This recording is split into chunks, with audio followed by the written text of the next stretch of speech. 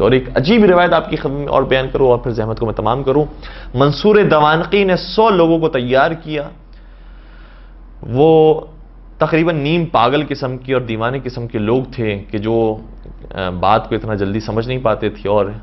دنیا کو اتنا سمجھتے نہیں تھے، اور ان کو لالچ دی کہ تم نے اگر فلاں کام کیا تو تمہیں یہ ہم کھانا دیں گے اور تمہیں بہت اچھی اچھی لذیذ چیزیں ملیں گی، تو تمہیں ہمارا ایک کام کرنا ہوگا۔ 100 اس طرح کے بیوقوف اور پاگل قسم کے لوگوں کو جمع کیا اور کہا کہ رات کے وقت ایک شخص ہم دربار میں بلائیں گے اور تم سب کو ہم تلواریں دیں گے، تم سب کو اس کو قتل کرنا ہے، وہ بہت بڑا ظالم ہے، بہت بڑا ہمارا دشمن ہے،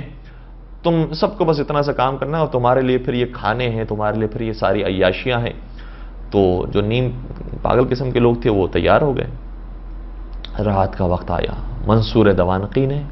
امام جعفر صادق کو دربار میں طلب کیا، اور جیسے ہی امام جعفر صادق دربار میں تشریف لائے، ان پاگل لوگوں کو حکم دیا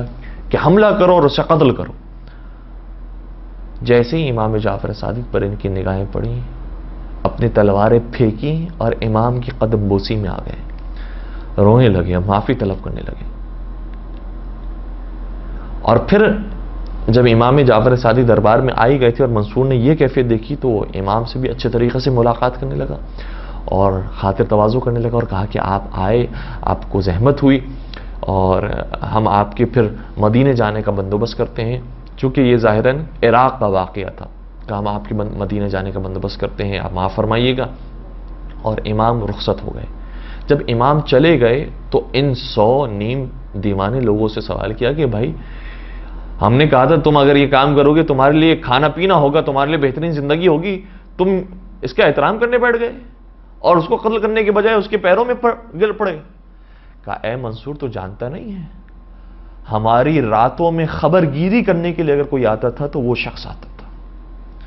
اور راتوں کو کھانا دینے کے لیے کوئی آتا تھا تو امام جعفر صادق آتے تھے۔ یہ ہستی وہ ہیں کہ جن کی وجہ سے ہمارے گھر والوں کا پیٹ بھرتا ہے اور ہم انہیں اپنا باپ سمجھتے ہیں اور یہ ہمیں اپنے بچوں کی طرح سمجھتے تھے، تو چاہتا ہے کہ ہم اپنے ایسے باپ کو قتل کر دیں۔ اللہ اکبر۔ تو امام جعفر صادق کی ہم علمی شخصیت تو بیان کرتے ہیں، بیان ہونی بھی چاہیے اور ان کی عبادت کو بھی بیان کرنا چاہیے، لیکن اس پہلو سے بھی ہم غافل نہ ہو جائیں کہ دینداری